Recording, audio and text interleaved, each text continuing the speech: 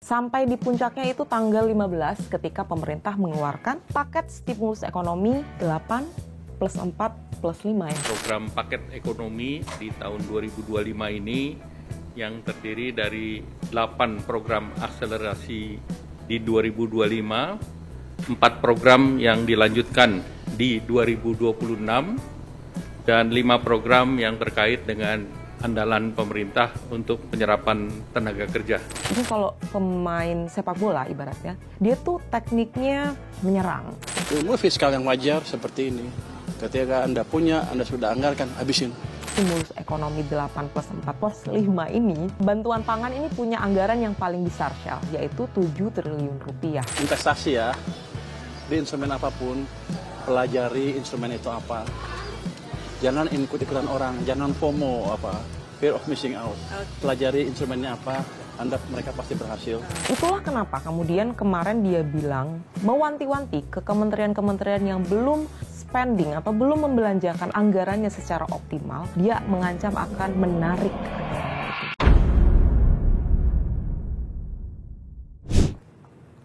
itu. Pak. Oi. Itu lagi ngitungin apaan tuh? Serius banget kayaknya gue liat-liat. Tarcel, gue lagi ngitungin 200T 7 triliun, pokoknya nih hitung-hitungan stimulus ekonomi ala Pak Purbaya. Seru banget, tancap gas ini, Cel. Oh, bentar-bentar. Ini tuh yang katanya ada 17 program paket stimulus ekonomi itu. 8 plus 4 plus 5. Aduh. Bener banget. Gue nggak ngerti lagi tuh apaan 8 plus 4 plus 5. Jadi gimana? Jelasin dong.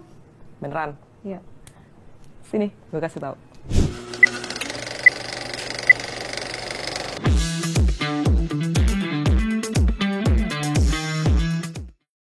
Gini, kemarin kan terakhir kita bahasnya reshuffle nih. Iya. Sekarang lu udah ngitung-ngitung. Iya. Bentar, dari reshuffle dulu. Reshuffle tuh ada perkembangannya lagi nggak? Oke, kita mention dikit soal reshuffle ya. Seperti yang udah-udah, Michelle tahu dan teman-teman juga tahu kalau reshuffle Istana itu suka mendadak. Dan hari ini ada agenda resmi yang dikeluarkan oleh Istana, walaupun ini tidak biasa, tetapi ternyata menyebutkan bahwa sebenarnya hanya agenda rapat terbatas ya. Cuman dari tim yang lagi liputan di sana, katanya ada beberapa pejabat yang udah datang, lagi-lagi dengan pakaian rapi, tapi mereka ini adalah tentara yang kemudian dilantik jabatan menteri.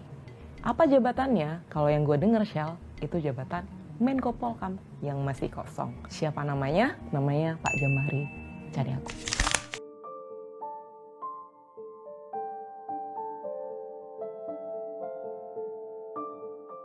Oh, berarti hari ini nih. Tapi gue sih masih menyorot yang soal kemarin kita bahas, salah satunya kan yang disorot masyarakat tuh Menteri Keuangan yang baru, Pak Purbaya Yudi. Terus gue lihat tuh di sosmed ya, kayaknya akhir-akhir ini tuh udah agak beda deh sentimennya ke Pak Purbaya. Lu nyadar gak sih? Bener banget. Kalau kemarin-kemarin tuh waktu dia baru dilantik kan lebih ke arah negatif nih, yang karena perkataannya itu. Tapi sekarang kalau gue juga melihat aja kayak IHSG udah hijau, ya kan?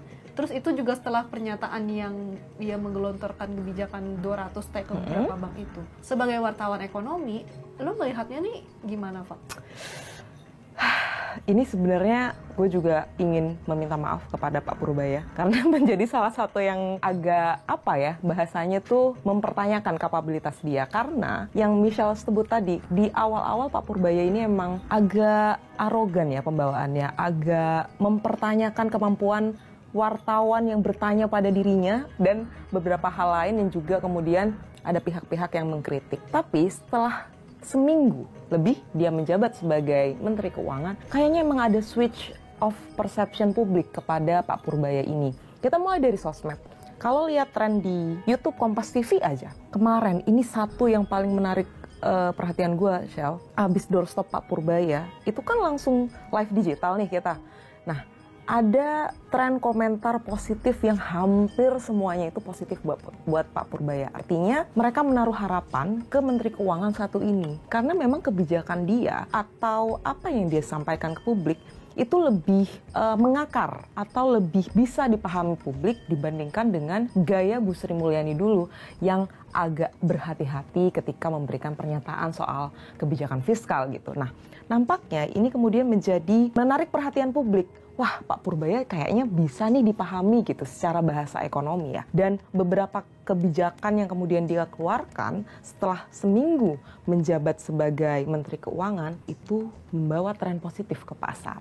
Nah ini ada switch of perception juga di pasar karena kalau lihat IHSG dalam seminggu terakhir ketika dia pelantikan IHSG itu merosot 1,28%. Ini menjadi kekhawatiran nampaknya kalau dilihat pasar nih mempertanyakan gitu kan kapabilitas Pak Purbaya seperti yang kita bahas terakhir.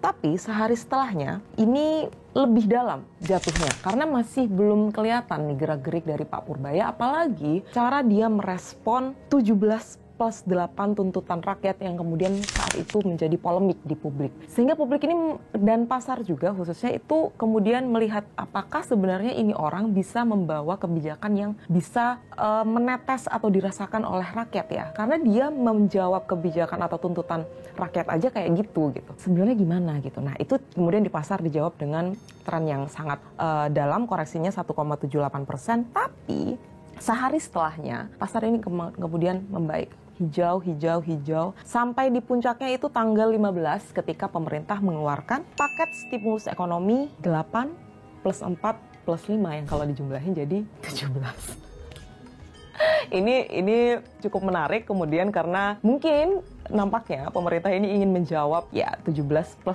tuntutan rakyat itu dengan angka juga gitu Shell. Jadi kayak ya menarik lah ya. Anyway, kembali lagi ke pasar. Ini di tanggal 15 itu ketika pemerintah mengeluarkan paket stimulus itu, IHSG itu di angka 7.937 atau hijau atau naik di 1,06%. Tapi yang paling menarik sebenarnya kalau dilihat hari ini Shell, di tanggal 17 September di tengah isu reshuffle, kemudian dampak dari Pak Purbaya efek kita sebut, itu angka IHSG kita itu hampir menyentuh 8.000. 7.980. Ini salah satu yang paling tinggi sejak dia menjabat sebagai pemegang kebijakan fiskal. Jadi menarik kemudian untuk melihat bahwa sebenarnya ada perubahan nih dari kacamata publik terhadap Pak Purbaya. Nampaknya harapan-harapan itu ada. Apalagi bahasa yang dipakai Pak Purbaya ini sekarang kan kayaknya menyentuh anak-anak muda. Kemarin Pak Purbaya bilang, anak muda kalau mau investasi jangan FOMO, jangan fear of missing out. Harus tahu betul instrumen investasi yang dia pakai. Jangan cuma ikut-ikutan tren gitu, ibaratnya gitu. Kalau belanja jangan ngutang, sesuaikan dengan kantong. Kan itu bahasa-bahasa yang bisa kita terima. Mungkin tren itu yang kemudian bisa membuat image Pak Purbaya ini berubah. Dari yang sebelumnya agak arogan atau bisa dibilang ekonom kali ya, mungkin bahasanya tidak bisa kita pahami gitu. Sampai sekarang ada perubahan di seminggu ini, dia belajar untuk bisa memahami keinginan publik dengan menggunakan bahasa-bahasa yang bisa menyentuh rakyat kecil. Walaupun memang masih agak koboi, tapi itulah gaya Pak Purbaya. Gitu, Shell. Tapi ini kalau ngomongin Menteri Keuangan, kalau Menteri Keuangan yang lama, Bu Sri Mulyani gitu ya, dengan Pak Purbaya, lu melihat gak sih ada perbedaan dari cara mereka yang menjadi bendaharanya Indonesia? Dari cara bahasa, dari cara mereka ngambil kebijakan fiskal, itu memang beda banget. Ini kalau mendengarkan pendapat dari para ekonom, ya Shell, ada dua kemudian yang bisa dilihat dari dua Menteri Keuangan yang pernah kita punya ini. Kalau Bu Menkyu, Sri Mulyani, selama dia 10 tahun menjadi Menteri Keuangan di Indonesia dan sebelumnya di zaman Pak SBY, itu memang gaya dia adalah ibaratnya pemain bola, itu tuh seninya bertahan atau teknik bertahan. Dia mengambil kebijakan fiskal yang prudent dan hati-hati. Jadi bisa kelihatan dari bagaimana cara Bu Sri Mulyani menyampaikan ke publik soal kebijakan fiskal yang dia ambil, kemudian cara dia merespon pasar itu sangat berhati-hati, sangat elegan. Walaupun memang ada kebocoran tetap ya di beberapa titik, misalkan di pelebaran defisit karena dia harus menyelamatkan sektor-sektor lain atau tempat-tempat lain yang kemudian menjadi tugas juga, maksudnya menjadi tugas dia sebagai bendahara negara. Nah, bedanya dengan Pak Purbaya, ini kalau pemain sepak bola ibaratnya, dia tuh tekniknya menyerang. Ini kemarin dijawab nih sama Pak Purbaya, gue tanya langsung ke dia, Pak, ini gimana Pak, Bapak dianggap tekniknya tuh menyerang kalau seperti pemain bola? Jawaban dia cuma gini, saya nggak tahu, saya bukan pemain bola, bahkan usia saya sudah tua, kalau main bola mungkin ketinggalan. Tapi yang dia tahu adalah ketika mengambil kebijakan fiskal, cara yang wajar adalah cara yang dia lakukan saat ini. Artinya apa? Ketika pemerintah punya anggaran, punya rancangan anggaran yang kita sebut dengan APBN, itu ya gimana caranya dihabiskan. Sederhananya gitu. Jadi apapun yang bisa dia lakukan, akan dia lakukan untuk menghabiskan anggaran tersebut. Apa dampaknya? Dampaknya nanti ke ekonomi. Karena nanti kan dari belanja anggaran itu akan mendorong daya beli masyarakat, akan mendorong pertumbuhan ekonomi. Nah, menurut dia itu adalah cara yang paling wajar. Jadi, kalau kebijakan dia adalah tancap gas, menyerang, dan agresif, itu jadi sangat wajar untuk kemudian mengupayakan pertumbuhan ekonomi yang ditargetkan cukup besar di pemerintahan Presiden Prabowo ini. Dan lagi-lagi Shell, Pak Purbaya bilang ketika ditanya mau kapan sih Pak kelihatannya optimisme ini akan kelihatan gitu. Apa dampaknya tuh akan kelihatan sampai kapan? Dia bilang ya 2-3 bulan lah, tapi dia menargetkan 1 bulan itu sudah ada dampaknya ke pertumbuhan ekonomi. Artinya memang kita tunggu dalam 1 bulan ini, kita lihat di bulan Oktober berarti ya, akan seperti apa dampak dari kebijakan agresif yang dikeluarkan oleh Pak Purbaya. Gue nggak ngerti 8+4+5 itu gimana, coba lu jelaskan dengan bahasa yang lebih sederhana. Oke, kita pakai bahasa bumi kali ya, kayak warna baju gue. Tapi anyway, sebenarnya yang paling kelihatan agresif itu adalah kebijakan dia untuk memindahkan dana dari bank sentral, which is itu Bank Indonesia, ke Bank Himbara atau Bank Plat Merah sebesar 200 triliun rupiah. Ini menuai banyak banget kritik karena dianggap melanggar undang-undang APBN, undang-undang anggaran. Tapi sebenarnya kalau mendengar penjelasan Pak Purbaya kemarin menjawab kritik tersebut adalah ya dia membantah bahwa itu adalah pelanggaran undang-undang, pelanggaran hukum. Karena setelah konsultasi dengan ahli hukum di Kementerian Keuangan, Pak Purbaya bilang bahwa dana yang dipunya pemerintah yang ada di Bank Indonesia itu bisa dilakukan untuk apapun kalau memang pemerintah tidak membutuhkan di saat-saat krisis gitu, di saat-saat krisis ekonomi. Jadi ketika dia ngambil duit nih dari Bank Indonesia, kemudian disalurkan ke bank-bank Himbara, itu sesederhana itu. Kayak kita punya duit nih di Bank A, terus kita mau simpen di Bank B untuk kemudian diolah, misalkan dibuat jadi investasi, atau kita mau kredit rumah atau apalah gitu. Itu sebenarnya sesederhana itu. Jadi ketika kemudian dia dibilang agresif dengan mengeluarkan atau dengan memindahkan uang negara itu, sebenarnya nggak ya memang agresif, cuman memang dia berupaya untuk bikin Bank Himbara ini kerja juga. Ayo dong salurin duit yang dipunya negara dong, biar daya beli masyarakat, biar kita nih kalau mau spending duit tuh nggak takut-takut gitu. Tapi kan yang jadi masalah adalah apa ada yang mau kredit ke bank gitu? Apakah kita mau gitu, Cel? Kan yang kita takutin adalah bunganya yang tinggi, kemudian nanti gimana kalau nggak sesuai dengan pendapatan kita gitu kan? Nah, itu kemudian yang kayaknya masih digodok sama Pak Purbaya. Tapi dia ngiyakinin kita nih, kalau dia ngiyakinin calon kreditur ya, dia bilang kayak atau bunga bank dari pinjaman uang yang disalurkan itu yang 200T itu tidak akan sebesar pinjaman bank pada umumnya. Artinya mungkin ada penyesuaian lah untuk kemudian bisa meningkatkan demand atau meningkatkan permintaan kredit dari masyarakat. Nah,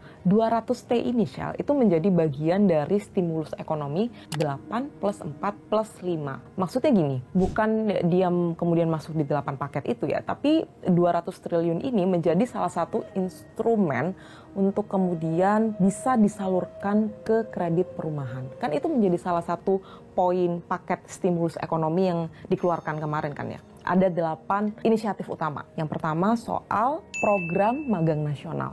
Ini ditargetkan ada 20.000 penerima manfaat. Nah, kemarin Pak Erlangga bilang soal program magang nasional ini akan dilaksanakan di tahun 2025 ini. Sampai kapan? Selama setahun ke depan. Artinya ini akan menarik para fresh graduate, para lulusan-lulusan yang belum dapat kerja untuk kemudian bisa kerja nih sementara. Nah, apa yang mereka dapat? Mereka dapat gaji sesuai dengan upah minimum provinsi masing-masing. Berapa anggarannya? Nah, untuk magang nasional ini ada ada 198 miliar di tahun 2025 aja. Angka yang sama juga ditargetin akan diterapin di tahun 2026. Kemudian yang kedua ada perluasan PPh 21 DTP. DTP itu ditanggung pemerintah. PPh 21 itu kan pajak gaji ya, gaji kita yang diambil dari pajak yang diambil dari gaji kita. Nah, itu nanti akan ada beberapa sektor yang ditanggung pemerintah termasuk media gitu yang kemudian angkanya angkanya sesuai dengan kriteria PPh 21 DTP itu. Nah, ini akan diperluas sektornya Shell. Tidak hanya di sektor yang sudah diterapkan sekarang, tapi ke sektor pariwisata. Yang targetnya itu mereka yang gajinya sampai 10 juta. Artinya target pasarnya nih akan lebih, atau target orangnya, pekerjanya itu akan lebih luas lagi. Nggak terbatas di pekerja-pekerja padat karya atau pekerja-pekerja yang kemudian udah saat ini diatur pemerintah, tetapi ke sektor pariwisata yang masuk ke sektor-sektor tersier ya sebelumnya. Sehingga ini jadi lebih luas PPh 21 DTP-nya. Dan ini anggarannya 120 miliar di tahun 2025 dan akan lanjut ke tahun 2026 itu 480 miliar. Selama berapa lama? Selama 3 bulan saja. Katanya hanya 3 bulan. Sisa tahun pajak 2025 itu berarti berapa ya Shell? Dari ini bulan apa sih Shell? September, Oktober, November, Desember tadi.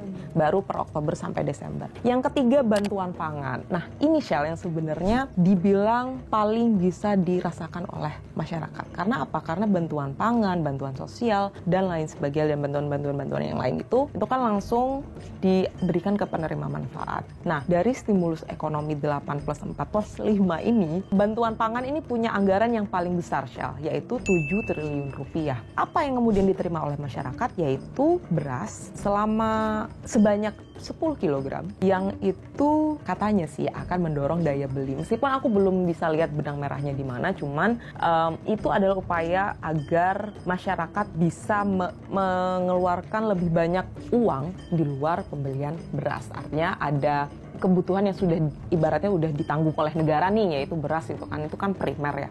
Tapi kan cuma 10 kilo ya. Kita makan tuh sebulan berapa banyak sih? Apalagi kalau satu keluarga ada 5 orang ya kan, agak mungkin kurang banyak gitu ya. Ya tapi nggak apa-apa lah, itu kan upaya pemerintah untuk kemudian meringankan beban masyarakat gitu kan. Yang keempat itu bantuan iuran jaminan kematian, ya kan? Sama JKK tuh apa ya JKK? Jaminan kecelakaan kerja, oke. Nyontek dikit. Selama 6 bulan, ini untuk pekerja informal ya, khususnya pengemudi ojol, kemudian ojek, kurir, logistik, pokoknya informal itu selama 6 bulan ke depan. Ini anggarannya juga cukup besar, 36 miliar, ditanggung oleh BPJS. Targetnya berapa orang? 731.361 orang. Ya, semoga aja nih dengan bantuan ini, mereka yang kemudian nggak bayar iuran karena udah ditanggung oleh negara bisa spending uang atau mengeluarkan uang untuk konsumsi yang lain gitu, untuk bidang yang lain, sehingga bisa mendorong itu tadi pertumbuhan ekonomi. Yang kelima, program manfaat layanan tambahan perumahan BPJS. Nah, ini yang aku maksud tadi. 200 triliun itu kalau saran Pak Purbaya nih Shell, bisa digunakan atau dialokasikan oleh Bank Himbara ke paket yang ini, yaitu perumahan BPJS Ketenagakerjaan. Artinya ini digunakan untuk mereka yang kemudian mau kredit rumah, belum punya rumah ya, apa sih bahasanya, kayak kita mau kredit rumah pertama ya, kayak gitu-gitu. Ya, KPR. Nah, itu tuh sebenarnya disarankan oleh Pak Purbaya agar Bank Himbara untuk mengolah dananya ke situ. Jadi meningkatkan juga permintaan dari masyarakat untuk kredit rumah, itu juga mensejahterakan mereka gitu kan ibaratnya. Tapi lagi-lagi, ini kalau kata Pak Purbaya nih, Bank Himbara udah pusing nih ketika nerima uang 200T itu. Walaupun ya emang ada beberapa Bank Himbara, ada 5 ya kalau nggak salah Bank Himbara itu. Kalau pembagiannya proporsional, artinya kan per bank harus mengelola uang negara 40 triliun. Mereka tuh katanya pusing, mau dikemanain ya duitnya ini, mau diapain ya duitnya ini, apalagi demand kredit rendah. Saran Pak Purbaya, nanti kata dia nih, ntar gue kasih petunjuk deh mau dipakai buat apa. Tapi salah satunya yang bisa digunakan oleh Bank Himbara, saran Pak Purbaya adalah dengan menyalurkan kredit perumahan. Nah, makanya ada kemudian paket ini. Ini sederhananya kayak gitu. Berapa?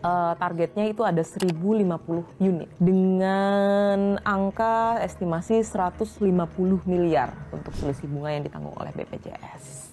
Banyak ya, Shell ya. Yang keenam yaitu padat karya tunai. Ini sebenarnya bantuan untuk mereka pekerja padat karya yang disalurkan melalui Kementerian Perhubungan dan Kementerian Pekerjaan Umum. Sederhananya kayak gitu, kayak mereka dikasih duit gitu kan. Berapa penerima manfaatnya itu ada 609.465 orang untuk proyek di bulan September sampai Desember 2025. Nah, menurut ekonom, sebenarnya kebijakan ini tuh yang ibaratnya paling berpotensi untuk mendorong daya beli masyarakat. Karena apa? Karena mereka dikasih kerjaan itu kan, gitu kan, by proyek. Mereka dikasih pekerjaan, duit mereka ada, seperti yang Pak Purbaya bilang di awal pelantikannya. Kalau ada lapangan pekerjaan, kalau ada uang, kayaknya masyarakat akan tenang.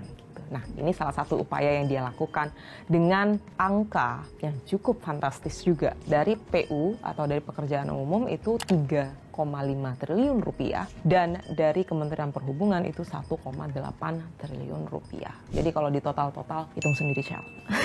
Yang ketujuh yaitu percepatan deregulasi PP 28. Ini bahasa sederhananya tuh menyederhanakan perizinan untuk pengusaha. Jadi ini tuh kan sebenarnya udah misi dari pemerintahan yang sebelumnya, dari pemerintahan Jokowi gitu, untuk menyederhanakan perizinan para pengusaha yang akan memulai usahanya di Indonesia gitu. Entah itu asing, entah itu di dalam negeri. Karena salah satu yang menjadi penghambat berusaha di Indonesia atau membuka usaha di Indonesia ini adalah perizinan, birokrasi perizinan yang jelimet bahasanya. Jadi dengan adanya percepatan deregulasi PP 28 ini diharapkan perizinan usaha itu bisa lebih sederhana, lebih mudah untuk pelaku usaha dan makin banyak pengusaha-pengusaha yang kemudian mau menanamkan modal di Indonesia gitu. Jadi makin banyak juga lapangan pekerjaan dan lain sebagainya. Jadi efeknya memang domino. Nah, yang menarik juga ini adalah program perkotaan. Ini sebenarnya aku tuh nggak kebayang akan seperti apa sebenarnya kebijakan stimulus yang ini. Cuman kalau pilot projectnya Jakarta itu memang untuk meningkatkan kualitas permukiman dan penyediaan tempat untuk gig ekonomi. Nah, berapa angkanya? Di Jakarta ini sumber dananya tuh dari Pemda DKI tentu saja dengan angka sebesar 2,7 triliun rupiah dan dari Kementerian Ekonomi Kreatif. Nah, semoga saja pilot project yang dilakukan di ibu kota masih nggak sih Jakarta? Di Jakarta, Shell, ini bisa dilakukan juga di daerah-daerah lain.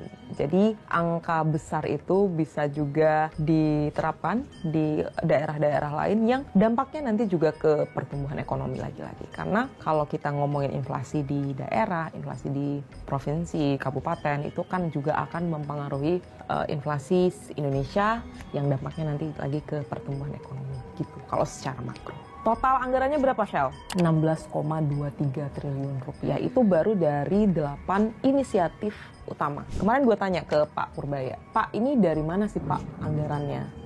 Maksudnya kita kan nggak pernah tahu ya. Tapi kalau kita bedah satu-satu tadi kan, berarti anggarannya itu keluar dari masing-masing kementerian yang kemudian punya atau bekerja untuk paket tersebut. Misalkan tadi untuk yang padat karya itu dari Kementerian PU, jadi ibaratnya memang akan ada perubahan, ada APBN tahun 2025 perubahan, tapi untuk stimulus ini sebenarnya sudah ada alokasinya sendiri yang diambil dari kementerian-kementerian itu dan termasuk juga dari 200T pemindahan dana yang dilakukan oleh Pak Purbaya. Selanjutnya itu ada 4 program yang diperpanjang di tahun 2026. Itu sebenarnya masih kelanjutan dari beberapa program yang 8 inisiatif utama tadi. Ada perpanjangan waktu untuk PPh final, kemudian ada perpanjangan PPh pasal 21 DTP, itu masih sama tadi yang aku jelasin ya soal PPh 21, itu akan dilanjutkan di tahun 2026. Meskipun belum detail, tapi di sini dibilang di tahun 2025 itu dialokasikan anggaran 2 triliun rupiah dengan target berapa orang? 542.000 orang. Itu baru yang PPh final 0,5%.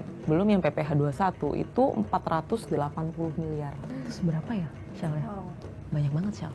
kita berandai-andai. Masih soal PPh pasal 21 DTP itu untuk pekerja padat karya yang aku bilang tadi untuk pekerjaan di Kementerian PU, Kementerian Perhubungan. Nah, yang terakhir itu diskon iuran JKK dan JKM untuk pekerja informal itu juga dilanjutkan di tahun 2026. Perkiraan anggarannya ini lebih fantastis daripada tahun 2025 karena memang sepanjang tahun ya. Itu 753 miliar. Terakhir, penyerapan tenaga kerja. 5 program paket ekonomi penyerapan tenaga kerja. Ini sebenarnya program-program prioritas Presiden Prabowo. Kita nggak asing lah ngomongin ini. Tuh ada Koperasi Merah Putih yang diharapkan bisa menyerap tenaga kerja sampai 1 juta orang. Kemudian Kampung Nelayan. Kemarin ini juga ada rapat terbatas yang bahas soal ini karena jarang banget Menteri KKP itu dipanggil ke istana. Ini kemudian ternyata membahas soal ini untuk penyerapan tenaga kerja di sektor perikanan kayak nelayan, kemudian pekerja laut yang lain.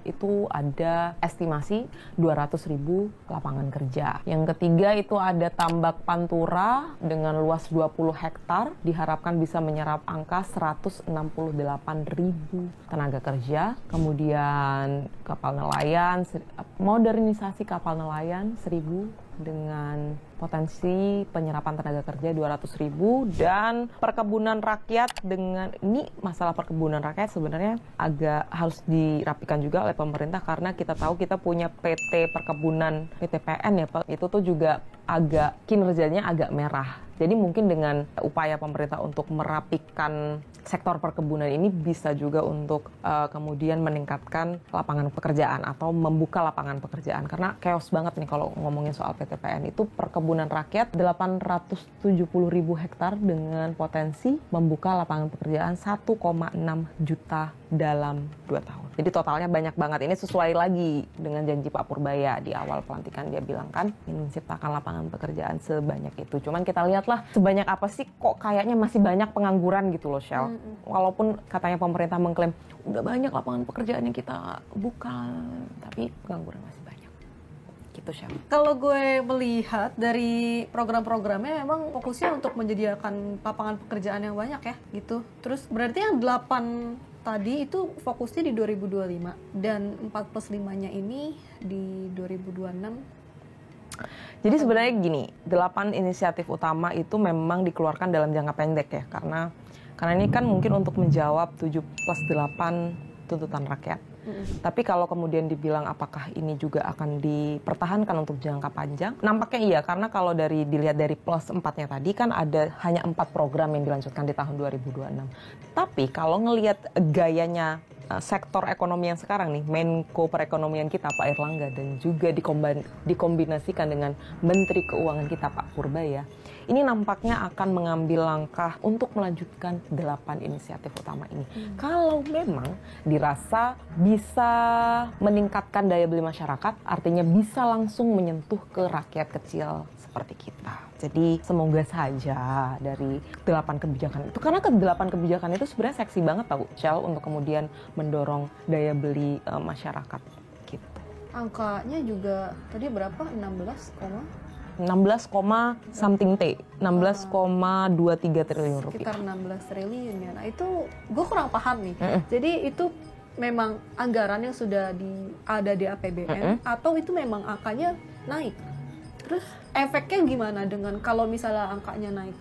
Yang aku bilang tadi mungkin pemerintah sedang menggodok akan melakukan APBN 2025 perubahan. Tapi ini kan udah akhir tahun ya Shell. Untuk melakukan itu tuh sangat krusial atau sangat mepet waktunya.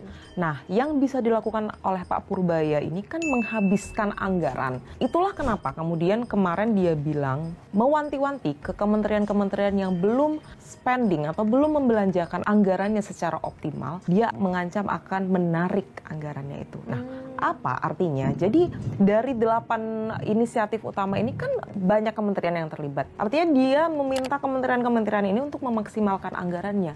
Karena di setiap kementerian itu biasanya mereka punya ibaratnya dana darurat yang kemudian mungkin bisa dialokasikan untuk stimulus ekonomi ini. Atau sebenarnya sudah ada sebenarnya kebijakan yang mirip-mirip dengan 8 inisiatif utama ini, hanya saja belum disalurkan. Ini yang kemudian bisa kita pakai kacamatanya Pak Purbaya. Ibaratnya gini, lu udah gua kasih duit sekian triliun, Tapi masa serapannya masih berapa miliar gitu. Nah, nanti gue ambil nih duit lu kalau lu nggak maksimal. Itu sebenarnya pengen dia bilang kayak, ayo dong lu spending dong sesuai dengan program-program prioritas pemerintah ini, mulai itu dari koperasi desa, pekerjaan padat karya, dan lain sebagainya. Itu sih sebenarnya yang bisa dilakukan. Apa dampaknya?